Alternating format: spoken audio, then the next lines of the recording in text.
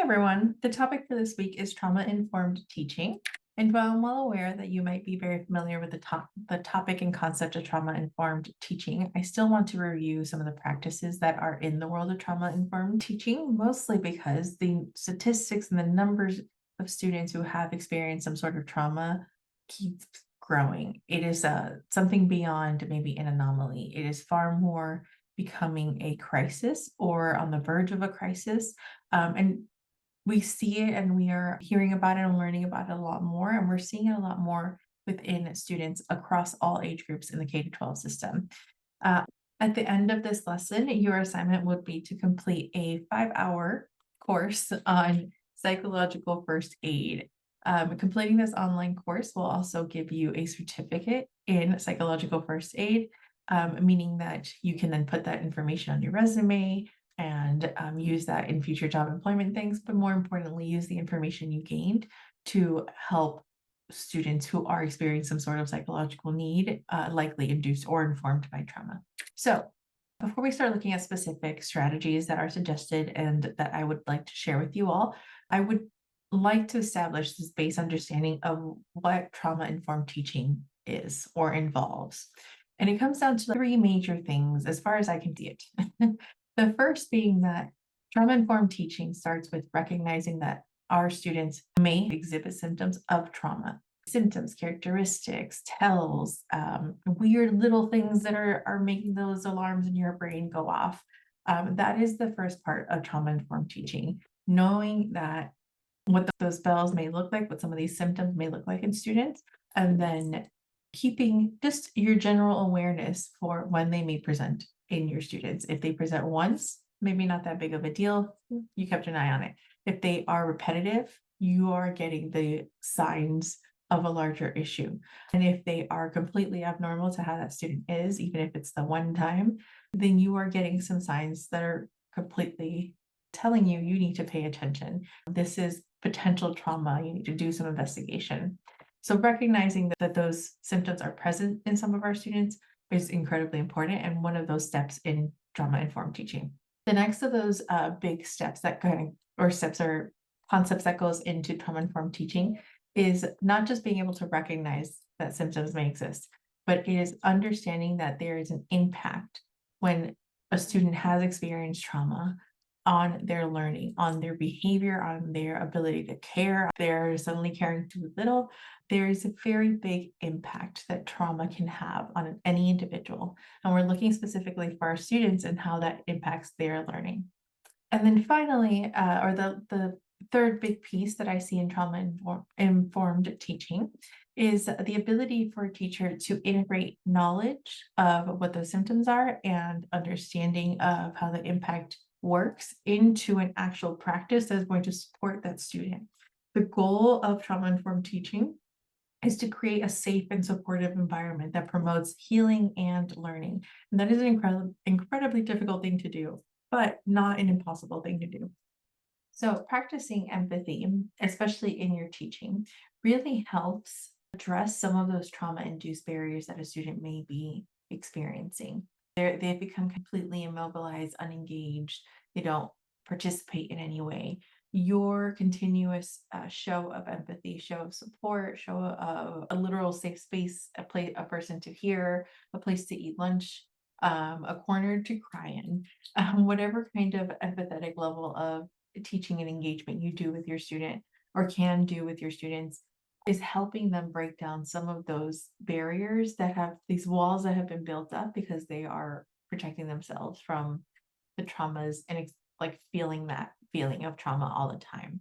By engaging in empathetic teaching, we are helping optimize our students' success and can increase engagement. All right, so let's look at an example. We have a student, Maria. She's on our caseload and been with you for a while. And up until now, Maria was just a student who had generalized learning disability and maybe some attention issues, but wasn't really one of your bigger cases. She was kind of a student who you liked and could support. You're getting to know Maria. And not all of a sudden, but you start to notice that there is a lot happening with Maria's behavior suddenly. And it's not coming out as outbursts or anything like that specifically. not angry, she's not flipping chairs, but it's coming out in the form of anxiety. And you find out that her parents, Maria's parents, are going through a pretty difficult divorce.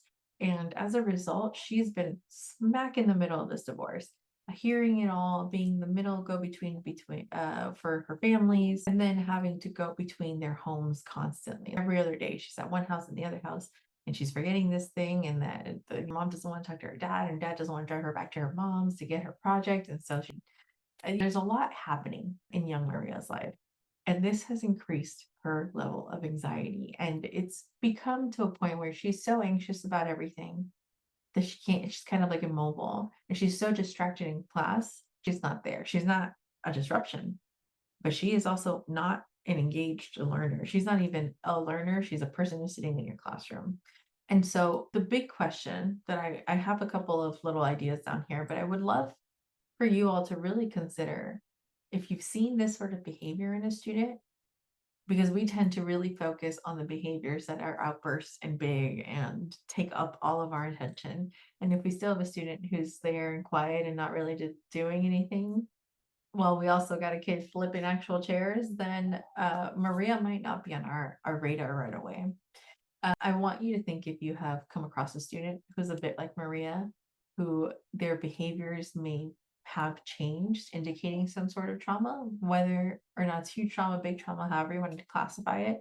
And if in your student scenario or in Maria's scenario, what would you do? How can you support a student in this situation?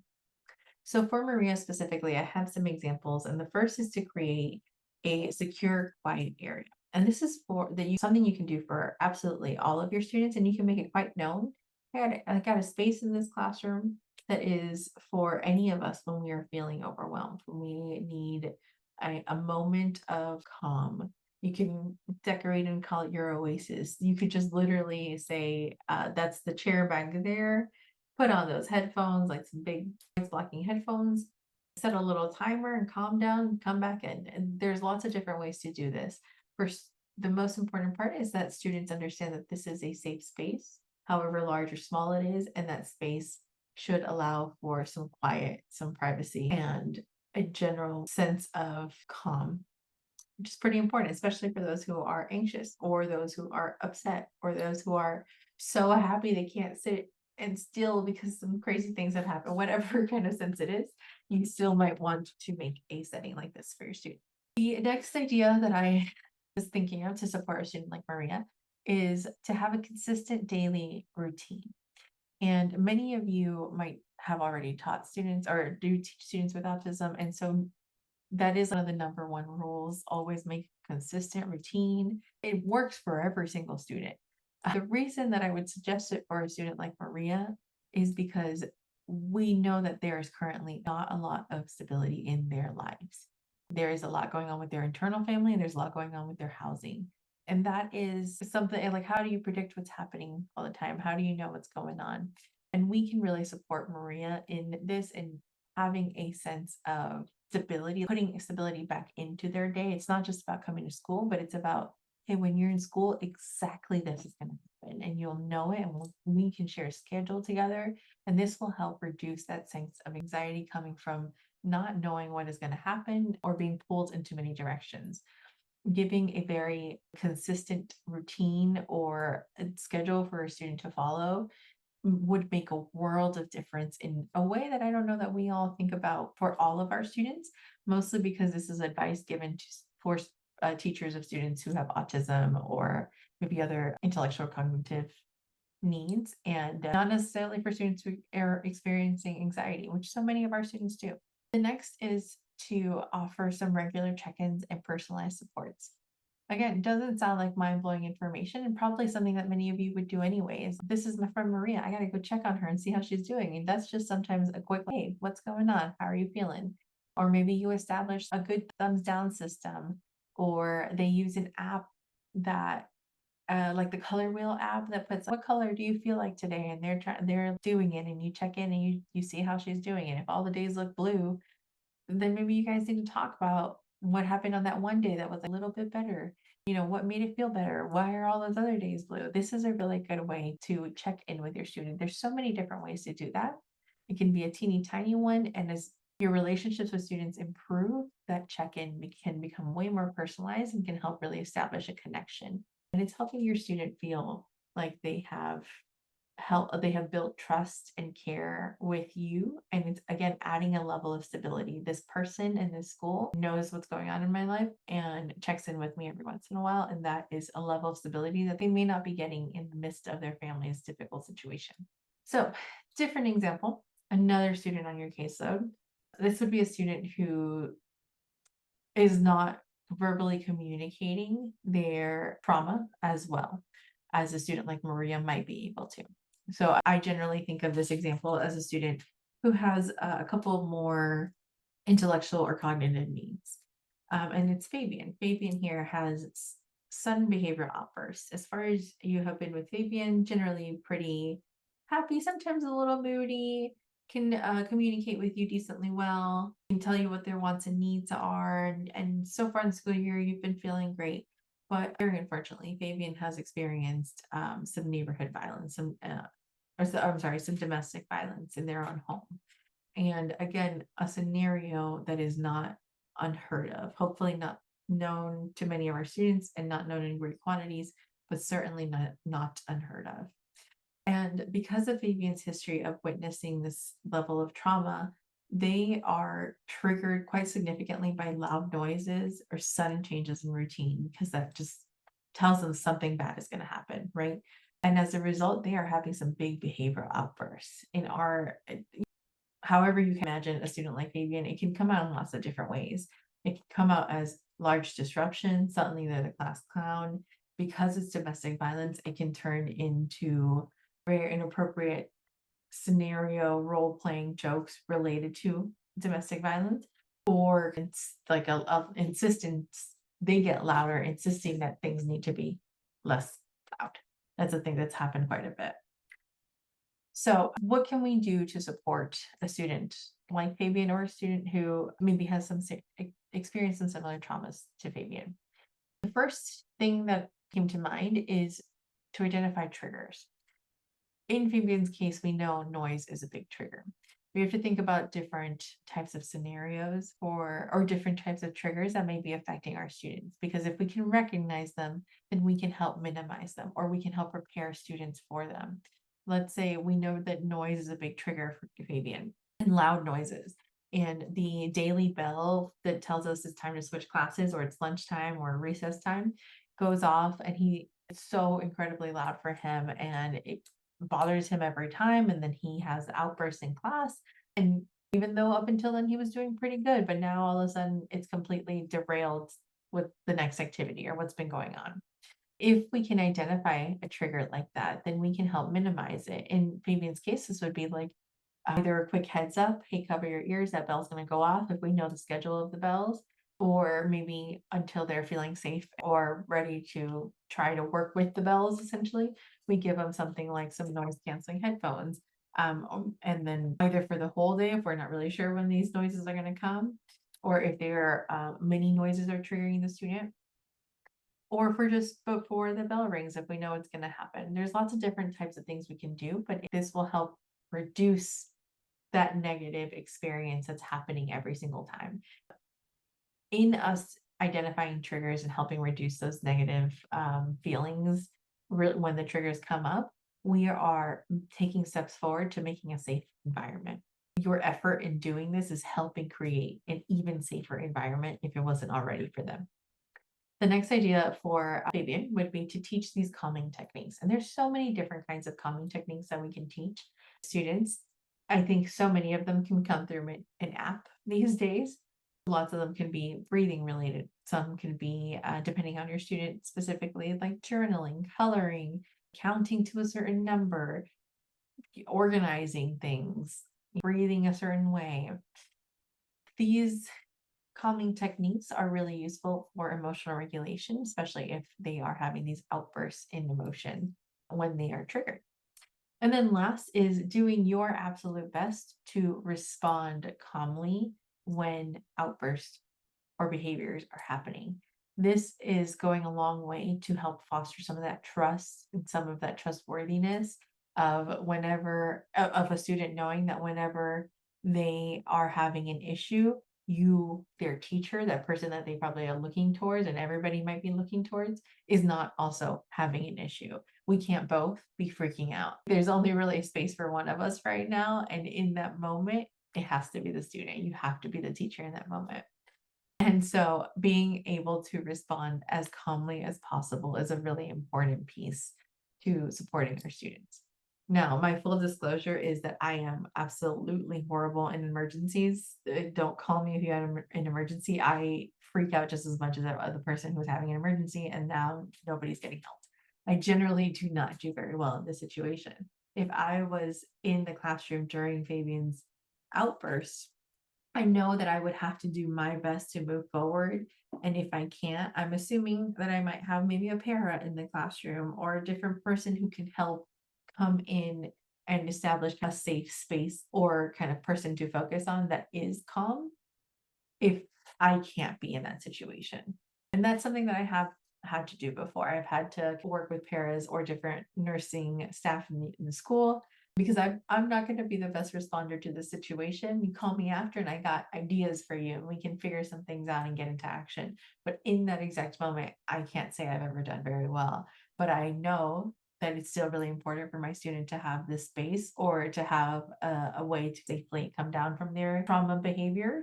And so find the place, the person, the space that can do that if you are not the one who can. And also, I think it's okay to recognize you cannot always be the safe space, but you can help facilitate that for them. So building that safe classroom environment is a lot of things that we've talked about. Establishing some very clear expectations. The more clear you can be in what will be happening, what the routines are, the better your student will be able to cope and create their own form of control and safety. And control being a big thing, especially for students not having any level of control in what's happening in their lives that's caused them trauma. Giving them these set of expectations helps them figure out what isn't in their actual locus of control. What can they do given these boundaries when they're in school? Fostering that positive relationship, again, incredibly important, but also understanding you may not be the one that they want a relationship with, but if you can help them or help facilitate a little bit of more positive relationship building with other students, with other safe adults in the school, that's another way that we can support our students. And then maintaining a calm atmosphere. Again, if you're not the calm atmosphere, finding a place or a person who can be a calm atmosphere for that student. And to add to that review, we have implementing predictable routines and structures, which we've talked about a bit. And just to add a little bit to this, having those routine and structures helps the student feel comfortable. If they feel more comfortable, they can decrease that anxiety a little bit. They can decrease those things that are triggering them, or at least decrease their attention to it and help focus. Which means that they can shift that focus into something else. That something else theoretically is the class and learning and the lessons being taught. And that is not a short timed task. It's something that likely takes a long time. Our support in this is to help provide that stable environment for the student. And then to add to this is, or rounding off the discussion here on encouraging student empowerment and self-regulation. For students to begin to feel like they have control again over their own autonomy, their lives, at least the part of it that they feel like they can manage at the moment, we can do a couple of things to help. The first being to offer choices. And I'm a general pretty big fan of a forced choice. I'm going to give you two choices and you can pick whichever you want out of the two. And it's all up to you, but I'm only giving you two choices because it's really what I need you to do right now. You can pick either of those two things and either of those two things are good for me, but you get to pick the one that you want to do. And students people in general, tend to do pretty well given two choices. I'm choosing from what I'm given, but I'm the one who made the choice. And that is a level of autonomy that's building back up for students who've experienced trauma and building back up safely. Because again, if you're giving them specific choices to get through, to get from, or to choose from, then they are likely choices that are safer for the student to engage in. Along with this is having choice and gaining control back of certain things in their lives increases self-confidence, which is a thing that gets lost pretty quickly, almost immediately when it comes to trauma. Confidence is out the window because that's a top tier thing. right? Where trauma is at the bottom and we got to cope through the trauma before we can gain the big, beautiful self-confidence again. And choice, sense of control helps bring up that self-confidence a little. And along with that as well, bring up motivation back to our students. Now we've talked about some coping skills that we saw or just a little bit ago, but there's so many coping skills. And I encourage you to work with your school psychologists, other providers in your building that you might have connections with. You do not have to know what all the skills are. You don't have to know how to teach what all the skills are, but we can definitely work in conjunction with other people and we can look things up if we don't know them. That's always a possibility. And then finally is positive reinforcement. I know that you have probably picked this up from your behavior classes, if not just from teaching students in general. We want positive reinforcement. We want to positively reinforce a student who is experiencing trauma and trying to work through their trauma as much as possible when they are doing their best to get through their class without maybe sleeping. And you can see it. Or they asked about the homework, even though they forgot to turn it in. That was more engagement than you have seen in a long time. And you should encourage continuation of that behavior. Positive reinforcement increases the chances that we are going to get the desired behaviors to also increase. And we are going to just positively reinforce the heck out of a student for the tiniest steps and the big steps that they're able to make and all the ones in between. We need them to know that their efforts are not hidden. They are known and we see them building back up. So that's the big overview that I'm going to share. And I want to leave a little bit of it vague because I do really want you to go through and spend the time to complete the psychological first aid training. This is a training that is offered for free by the National Child Traumatic Stress Network. And it helps give you additional skills and knowledge to support students who have experienced trauma. Once you are done with this training, you will be able to get a certificate from the website and you will upload that certificate as proof of your completion of the training. I want you to keep in mind that this training takes about 5 hours, so you need to keep some time in your week for this. The assignment on Canvas has a short reflection that I'm also asking you to write, but quite short, write or record. But it is quite short and just an overview of your training and experience.